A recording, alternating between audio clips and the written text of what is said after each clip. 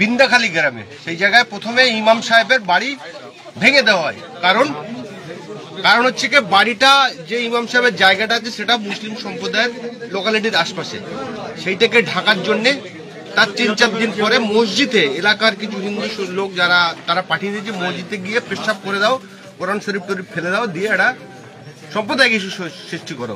কিন্তু সেই জায়গার মুসলিমরা সজাগ ছিল, তারা কোনো রকম মারধর করেনি, তাদেরকে ধরেছে যে মসজিদে ঢুকে পেশাব করেছিল, কোরআন শরীফ ফেলে দিয়েছিল, তাকে পুলিশের হাতে তুলে দিয়েছে। কি বলবেন? দেখুন, বাড়ি ভাঙচুরের খবরটা আমার জানা নেই এটা ঘটনাটা, কিন্তু আমার কাছে এই ঘটনা জানা আছে যে শুক্রবারে মসজিদে ঢুকে মসজিদের যে পবিত্রতা সেটাকে নষ্ট করেছে, ওইখানে একটা সাম্প্রদায়িক উত্তেজনা ছড়ানোর চেষ্টা হয়েছে।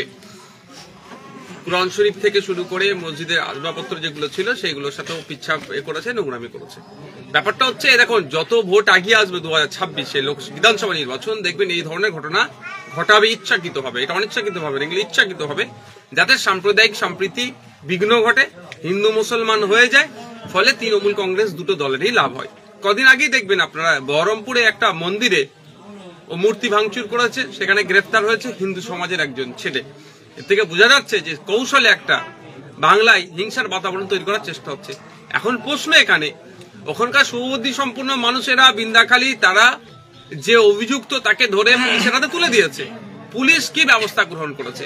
একটা ছাগল চোর ধরে ফেললো, ধরতে গেলে প্রেস কনফারেন্স করে, একটা মুরগি চোর ধরলেও প্রেস কনফারেন্স করে, একটা ছোটখাটো থেকে শুরু করে বড় ঘটনা তো প্রেস কনফারেন্স করে। কিন্তু এই ঘটনা এটা একটা সেন্সিটিভ, এই ঘটনাতে প্রেস কনফারেন্স করে সাধারণ মানুষকে আশ্বস্ত করা দরকার। আমরা দেখবেন গতকালকে একটা ফেসবুকে পোস্টও করেছি সোশ্যাল মিডিয়া সাইটে, যাতে এই ধরনের অপ্রীতিকর ঘটনাকে রোখা যায় এবং যারা এই ধরনের করছে তাদের বিরুদ্ধে ব্যবস্থা সহ সজাগ থাকার কথা। এই কথাই তো পুলিশ করতে পারে, পুলিশকে তাদের বিরুদ্ধে কোনো আইনত ব্যবস্থা গ্রহণ করেছে সেটা দেখার বিষয়। আমি ওই মসজিদ কমিটির সাথে যোগাযোগ করছি, তাদেরকেও জানতে চাইছি যে কি আপডেট আছে তাদের কাছে, সেটা জানবো। যদি প্রশাসন এটাকে এড়িয়ে যাওয়ার চেষ্টা করে, এই প্রশাসন এটাকে যদি এই গতানুগতিক এই ধরনের ছোট্ট ঘটনা বলে এটাকে এড়িয়ে যাওয়ার চেষ্টা করে, তাহলে প্রশাসনের বিরুদ্ধেও আমরা আইনত ব্যবস্থায় যাব।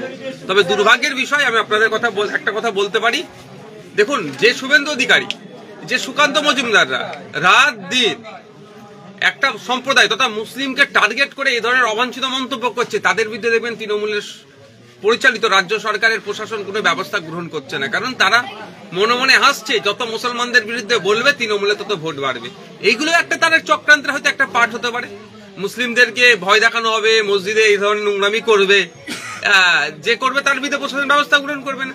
আর ব্যবস্থা গ্রহণ করলে দেবেন জামিনযোগ্য ধারায় মামলা দিয়ে দেবে, এটা তো জামিনযোগ্য ধারায় মামলা দিতে হবে। এটা দুটো সম্প্রদায়ের মধ্যে আপনার যাতে অশান্তি তৈরি হয় এই পরিকল্পনা, এটা এদের বিরুদ্ধে তো রাষ্ট্রদ্রোহী মামলা হওয়া দরকার। দেশের যে সম্প্রীতি, যে ঐক্য সেকুলারিজমের উপর এরা আঘাত দিচ্ছে। কিন্তু দুর্ভাগ্যের বিষয়, এখনো পর্যন্ত আমার কাছে কোনো খবর নাই যে প্রশাসন কি ব্যবস্থা নিয়েছে। প্রশাসনের উচিত ছিল তড়িঘড়ি এদের বিরুদ্ধে ব্যবস্থা নিয়ে তদন্ত করার জন্য আইপিএস র্যাঙ্কের কোনো অফিসারকে এখানে রিক্রুট করা, যেটাই বলুন না কেন, মানে এখানে একটা অফিসারের নেতৃত্বে হওয়া, যাতে এই ধরনের ঘটনা যারা ঘটিয়েছে তাদের বিরুদ্ধে কড়া ব্যবস্থা নেওয়া যায়। কিন্তু দুর্ভাগ্যের বিষয়, এই ধরনের ঘটনা ঘটছে না, এই ধরনের মানে কোনো অ্যাকশনই নিচ্ছে না।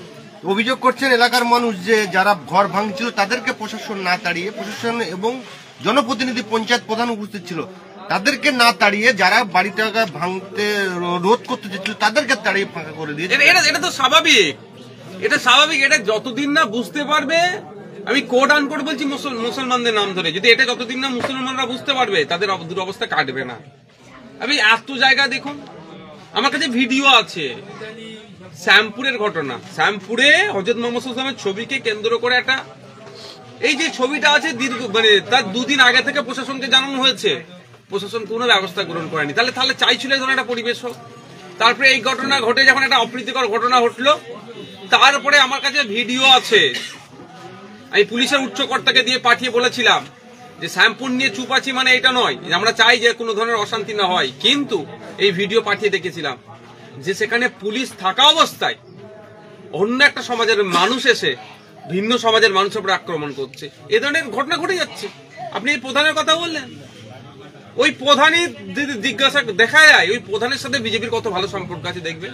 তৃণমূলের প্রধান তো সম্ভবত। শাসক দলের প্রধান। বিজেপির সাথে কত ভালো সম্পর্ক আছে, মিলেমিশে শেষ ধরনের কাজ করছে। উলুবেড়িয়া বাউরিয়াতে একটা শুনলাম, একটা নাকি মাজারকে কেন্দ্র করে কি হয়েছে, তৃণমূলের যিনি নেতা বিজেপির ছেলেদেরকে সাথে নিয়ে নাকি এগুলো ভাঙচুর চালিয়েছে, এই ধরনের অভিযোগ আছে ফেসবুকে দেখছিলাম। শতাধিক মানুষের বিরুদ্ধে অভিযোগ থাকলেও একজনকে গ্রেপ্তার করা হয়নি। ঘর জ্বালানো, বাড়ি ভাঙা, কিন্তু ঘর জানালো মামলাটা কত মারাত্মক মামলা আমরা জানি, জামিন অযোগ্য ধারায়, কিন্তু কেন হচ্ছে না? গ্রেফতার করার দায়িত্ব তো আমার নয়, গ্রেফতার করার দায়িত্ব হচ্ছে সরকারের, প্রশাসনের, তারা কেন করছে না? আমি আবারও বলছি, শুধুমাত্র ভোটের সময় মুসলিম প্রীতি, মুসলিম ভালোবাসা এদের মনে জেগে ওঠে। ভোটের পরে সব থেকে বেশি আক্রান্ত মুসলমানরা হয়, সব থেকে বেশি শোষিত হয় মুসলমানরা, সব থেকে বেশি বঞ্চিত হয় মুসলমানরা। তা বলে এই বলবো না যে আমি অন্য ধর্মের মানুষের প্রতি তুমি খারাপ মন্তব্য করো, কোনোদিনের জন্য আমি কথা বলতে পারবো না, কিন্তু মুসলিম সমাজের মানুষদের কাছে অনুরোধ করবে একটু সজাগ হন, এবার চোখ কান খুলে রাখুন। কাগে কান নিয়ে চলে যাচ্ছে বলছে, আপনি কাগের দিকে না দেখিয়ে আপনার কানে হাত দিয়ে দেখুন। আপনাকে বলা হচ্ছে বিজেপি চলে আসবে, বিজেপি না এসে যে ক্ষতিটা হচ্ছে সেটা একটু দেখুন তো। বিজেপিকে আটকানোর জন্য কি করতে হবে? বলছে তৃণমূলকে ভোট দাও। তাহলে তৃণমূলকে ভোট দিয়ে লাভটা কি হলো? আজকে বিজেপিকে আটকানোর জন্য যদি আমাদের মতো 10টা বিধায়ককে পশ্চিমবাংলার বিধানসভায় আজকে আপনার করতো, পাঠাতো, তাহলে এই বিষয়টা নিয়ে বারাইপুর থেকে যদি বিধায়ককে পাঠাতো তাহলে বিধানসভায় চর্চা হতো। কিন্তু দুর্ভাগ্যের বিষয়, যাকে ভোট দিয়ে পাঠিয়েছেন সেই হয়তো পুলিশকে ফোন করে বলে দিচ্ছে যে মসজিদে পিচ্ছাপ করেছে, কোরআন শরীফকে নিয়ে অবমাননা করেছে, মসজিদের পবিত্রতা নষ্ট করেছে, তার বিরুদ্ধে যে করেছে তার বিরুদ্ধে বেশি কিছু ব্যবস্থা গ্রহণ করতে হবে না, আমি দেখে নিচ্ছি। এই ধরনের যদি কথা বলে দেয়, জানি না কি অ্যাকচুয়ালি, যদি এই ধরনের কথা বলে দেয় তাহলে হবে। মসজিদ কমিটি অলরেডি বলে দিয়েছে যে ইমাম সাহেবকে যে আপনি মুখ খুলবেন না, তারপরেও ইমাম সাহেব সাহস করে বলেছে যে আমি বলবো বিষয়টা। হ্যাঁ, পেছারে রাখে তো। তারপরে যে আমাদের রাজ্যের যে, আমি আপনাকে কথা বলি, আমি তো যেতে চাই ওখানে, আমি তো ওখানে যেতে চাই। আমি যেতে গেলে প্রথম মসজিদ কমিটির সাথে কথা বলতে হবে, খোঁজ নিয়ে দেবেন মসজিদ কমিটি তৃণমূলের প্রভাবিত। আমাকে না বলবে না ভাইয়া না আসার প্রয়োজন নেই। অনেকে ভাবে নওশাদ সিদ্দিকী যাচ্ছে না কেন, কিন্তু আমি যেখানে যাই সেখানে তার সাথে আগে কথা বলে যায়। যারা আমাকে যাওয়ার হ্যাঁ বলে সেখানে যাই, তার আগে আমি যাই না। কারণ হচ্ছে আমি যে দাঁড়াবো কোথায়? আমার কুলতলিতে আমার বোনটার উপরে যে অত্যাচার করে তাকে ধর্ষণ করে খুন হলো, আমি পরিবারের সাথে কথা বলেছিলাম, আমি যেতে চাই, আপনার পাশে দাঁড়াতে চাই। পরিবার হ্যাঁ বলেছিল, আমি পৌঁছেছিলাম। আমি কোথায় গিয়েছিলাম?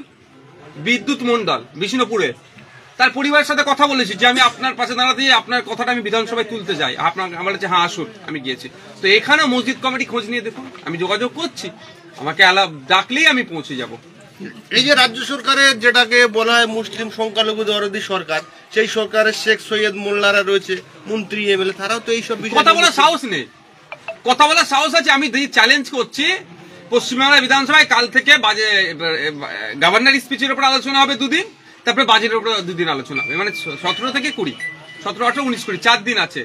4 দিন মেনশন করা যাবে। কই শওকত মোল্লা সাহেব এই বিষয়টা মেনশন করুক তো দেখি। আমি চ্যালেঞ্জ করছি, উনি যদি এটা মেনশন করতে পারে, মেনশন করে এতটুকু বলুক যে মসজিদের উপরে আক্রমণ হয়েছে, মসজিদের পবিত্রতা নষ্ট হয়েছে, যারা করেছে তাদেরকে এখনো পুলিশ গ্রেফতার করেনি, পুলিশ গ্রেফতার করতে হবে, এতটুকু কথা বলুক। আমি চ্যালেঞ্জ করছি, শওকত মোল্লা সাহেবের সাহস নেই এতটুকু কথা বলার। আর যদি বলে তারপর দিনই দেবেন উনি অ্যারেস্ট হয়ে যাচ্ছেন সেন্ট্রাল ফোর্সের হাতে। কিন্তু যারা যে দুর্নীতিগুলো করেছে, তাহলে বাঁচিয়ে রাখছে কে শওকত মোল্লাকে? তৃণমূল। কেন বাঁচিয়ে রাখছে? পঞ্চায়েত ভোটের সময়, বিভিন্ন ভোটের সময় হিংসা করতে হবে আর নটোরিয়াস ক্রিমিনাল সার্টিফিকেট পাবে। আপনাকে তো বলছে ভাঙড়ের নেতারা আপনি নাকি নটোরিয়াস ক্রিমিনাল, রেজ্জাক সাহেব বলেছে। বাই সার্টিফিকেট রেজ্জাক সাহেবকে আমি সম্মান দিই, আমি ওই সিনিয়র মানুষ, ওনার বিষয়ে আমি বিতর্কে জড়াবো না। ওই রেজ্জাক সাহেব না, ভাঙড়ের তৃণমূলের। আচ্ছা আচ্ছা, ঠিক আছে, চিনি নাম, তাকে থাকতে পারে কেউ। বাই সার্টিফিকেট শওকত মোল্লা সাহেব। তো যেটা বলছি আমি, তাহলে এরা বলার সাহস নেই। সে বলতে কাকে হচ্ছে? নওশাদ সিদ্দিকী। আর যত চাপ নওশাদ সিদ্দিকীর উপরে। তো পশ্চিমবাংলার মানুষজন ভাবুক, আগামী দিনে দলিত আদিবাসী মুসলমানদের উপরে যে অত্যাচার নেমে আসছে, এটাকে রোধ করার জন্য, এর প্রতিবাদ করার জন্য বিধানসভায় আইএসএফ থেকে 10টা পাঠানোর দরকার কি দরকার নয়। আরএসএস এর প্রধান মন ভগবত আছে, তাকে সন্তুষ্ট করার জন্য কি মুখ্যমন্ত্রী চুপ করে আছেন? এরকম অনেক ঘটনা। 2023 সালে আমাকে অ্যারেস্ট করিয়ে দিয়েছিল, সেই সময় মোহন ভাগবতজির প্রোগ্রাম সম্ভবত শহীদ মিনারে ছিল 23শে জানুয়ারি। তো এটাও একটা অনেক পাঠ হতে পারে। এটা শিক্ষা দুর্নীতিতে মামলায় ফেঁসে গেলেন, শওকত মোল্লার নাম উঠে আসছে, এই নিয়ে কি বলবেন? দেখছিলাম এখানেও কে কত বড় নেতা এর প্রমাণ হয়ে গেল। মাত্র উনি 2টো শুনার নামে এসেছে, উনি মাত্র 2টো সাজেস্ট করতে পেরেছে, মানে 2টো উনার নিয়েছে। মানে উনি কত বড় নেতা নিজেকে ভাবলো, কিন্তু এতটুকু নেতা। অনেকের নাম এসেছে, কিন্তু শেষ পর্যন্ত কি হবে সেটাই দেখার বিষয়। আর ওই দুজন সোনার রত্ন দুটো কে যাদের নাম সাজেস্ট করেছে তাদের নামটা যাতে এক্সপোজ হয়, পাবলিক ডোমিনে আসে, এটার অপেক্ষা আমি আছি। অনলাইনে বাংলার ভোটার লিস্ট, বহিরাগতদের নাম, বিহারের লোকের নাম অনলাইনে, অভিযোগ মুখ্যমন্ত্রী, তার পাল্টা অভিযোগ